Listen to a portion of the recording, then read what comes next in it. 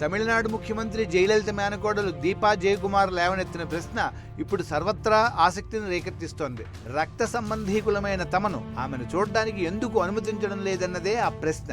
జయలలిత తన బంధువులను చాలా కాలంగా దగ్గరకు రానియడం లేదు. జయలలితను చూసేందుకు చెన్నైలోని అపోలో ఆసుపత్రికి దీపా జయకుమార్ వచ్చినప్పుడు హైడ్రామా నడిచింది. ఆమె ప్రశాంతతకు భంగం కలుగుతుందంటూ ప్రవేశాన్ని నిరాకరించారు. డీహైడ్రేషన్, వాంతుల కారణంగా జయలలితను 14 రోజుల క్రితం ఆసుపత్రిలో చేర్చారు. అప్పటి నుంచి ఆమె ఆరోగ్య పరిస్థితిపై రహస్యం పాటిస్తున్నారు.